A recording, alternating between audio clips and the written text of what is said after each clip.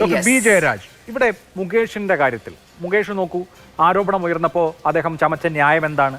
ഞാൻ CPM-ന്റെ MLA ആണ്, CPM-ന്റെ MLA ആയതുകൊണ്ടാണ് എനിക്കെതിരെ ആക്ഷേപം വന്നതെന്നാണ്. 3 പരാതി വന്നു ഇതിനോടകം എന്നാലോചിക്കണം. പരാതി വന്ന മറ്റാരും അവരുടെ രാഷ്ട്രീയ മേൽവിലാസം ഉപയോഗിച്ചില്ല, മുകേഷ് ഉപയോഗിച്ചു.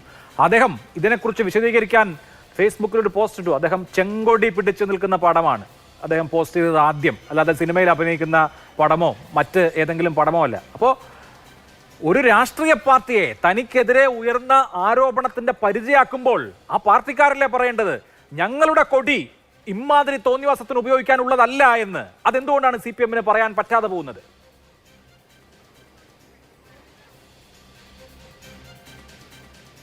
ശ്രീ അഭിലാഷ്, അതിനെക്കുറിച്ചുള്ള ചർച്ചകൾ കൊല്ലം ജില്ലാ കമ്മിറ്റിയിലും ജില്ലാ സെക്രട്ടേറിയറ്റിലും നടന്നിരുന്നു. പിന്നെ ഇതിനകത്തൊരു പ്രധാനപ്പെട്ട ചോദ്യമുണ്ട്, പാപം ചെയ്യാത്തവൻ കല്ലെറിയട്ടെ എന്ന്. ഇപ്പോൾ BJP-യുടെ പ്രതിനിധി ഇവിടെ പറയുകയുണ്ടായി, പിന്നെ ഈ പീഡനങ്ങളെക്കുറിച്ചൊക്കെ. ഈ ബ്രജ്ഭൂഷണും ഈ മെഡൽ മേടിച്ച നമ്മുടെ താരങ്ങൾ, ബഹുമാനപ്പെട്ട താരങ്ങളൊക്കെ ഏത് രീതിയിലാണ് BJP ട്രീറ്റ് ചെയ്യുന്നത് ഇന്ത്യയിൽ മുഴുവൻ ആളുകളും കണ്ടതാണ്. അവരവസാനം മെഡലുകളൊക്കെ എടുത്തെറിയുകയും ഷൂ അഴിച്ചു വയ്ക്കുകയും വരെ ചെയ്തതാണ്. എന്നിട്ട് ഫോഗട്ടിന് എന്ത് സംഭവിച്ചെന്ന് ഇനി അന്വേഷണം നടത്തേണ്ടുന്ന കേസാണ്. അതാണ് അവിടെ നടക്കുന്നത്. പിന്നെ കോൺഗ്രസ്സുകാരുടെ സദാചാര പ്രവർത്തനത്തിനെ കുറിച്ച് ഞാൻ കൂടുതലൊന്നും പറയുന്നില്ല. അതിനെ ഇക്വേറ്റ് ചെയ്യാൻ വേണ്ടിയിട്ടല്ല ഞാൻ പറയുന്നത്. അതിനെയൊക്കെ സ്വന്തം കണ്ണിൽ കോല് കിടക്കുന്നു, അതെടുക്കാതെ അന്യൻ്റെ കണ്ണിനെ കരടിനെ കുറിച്ചാണ് വളരെ വാചാലരാകുന്നത്. ഒരു കാര്യം ഉറപ്പാണ്, സ്ത്രീകൾക്കും കുട്ടികൾക്കും എതിരെ ഉണ്ടാകുന്ന എല്ലാ ആക്രമണങ്ങളും പറയുന്നു എന്നുള്ളതല്ല. കേരളത്തിലെ മുഴുവൻ മനുഷ്യരും ഇത് നോക്കിയിരിക്കുകയാണ്.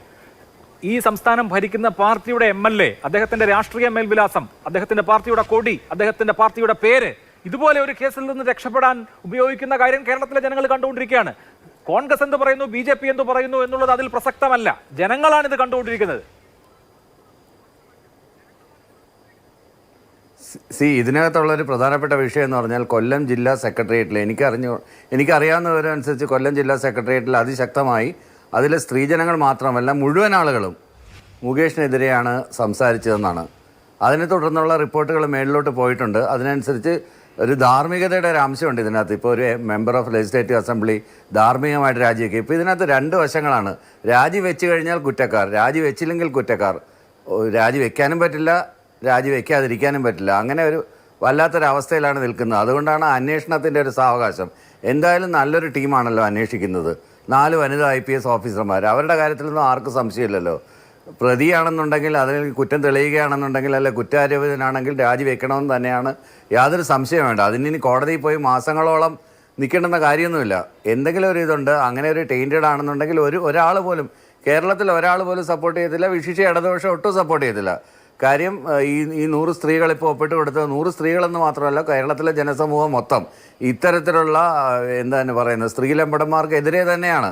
അതിന് പ്രത്യേകിച്ച് രാഷ്ട്രീയത്തിൻ്റെ വിഷയമൊന്നുമില്ല. അങ്ങനെ ആരെങ്കിലും ചെയ്തിട്ടുണ്ടെങ്കിൽ, അങ്ങനെ അഥവാ ആരോപണങ്ങൾ തെളിയുകയാണെങ്കിൽ തീർച്ചയായിട്ടും രാജിവെച്ച് പോകേണ്ടതാണ്. അതിന് മുമ്പേ തന്നെ അല്ലെങ്കിൽ അങ്ങനെ ഒരു പ്രസിഡൻസ് വേണം. നേരത്തെ ആരെങ്കിലും MLA സ്ഥാനത്ത് നിന്ന് ഇങ്ങനെ ഒരു ആരോപണം, നമ്മൾ AK ശശീന്ദ്രൻ്റെ ഒരു എക്സാമ്പിൾ കണ്ടതാണല്ലോ. ഒരു ഹണി ട്രാപ്പിൽ ഒരു ചാനലുകാരെ പെടുത്തിയിട്ട് അതിനുശേഷം പിന്നീട് രാജിവെച്ച് പുറത്തു പോവുകയും പിന്നീട് വീണ്ടും തിരിച്ചു വരികയൊക്കെ ചെയ്തത്. അപ്പോൾ അങ്ങനെയൊക്കെയുള്ള ബ്ലാക്ക് മെയിലിംഗ് എന്നൊക്കെ അദ്ദേഹം പറയുന്നുണ്ട്. അതിനെക്കുറിച്ചൊക്കെ അന്വേഷണം നടത്തട്ടെ. ഞാനതൊന്നും വിശ്വസിക്കുന്ന ഒരാളൊന്നുമല്ല. പക്ഷേ എന്തായാലും ഫെയറായിട്ടൊരു അന്വേഷണം നടക്കട്ടെ. അതിനൊരു മര്യാദയെങ്കിലും ഒരു ജനപ്രതിനിധി എന്നുള്ള രീതിയിൽ കൊടുക്കാതെ അതിനു മുമ്പേ നടന്നിട്ട് നമ്മൾ റോഡിലിറങ്ങി ഉറഞ്ഞു തുള്ളിയിട്ട് കാര്യമൊന്നുമില്ല.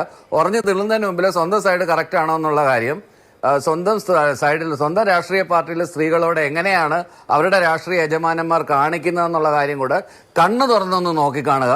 മുമ്പ് നടന്നിട്ടുള്ള ഓരോ സംഭവങ്ങളെ ഇഴകേറി പരിശോധിക്കുക. അതിനുശേഷം മാത്രം അഭിപ്രായം പറയുക. അല്ലാതെ ഞങ്ങളെല്ലാം രാഷ്ട്രീയ കക്ഷികളുടെ വിഷയമല്ലല്ലോ എന്ന് പറയുന്ന ശരി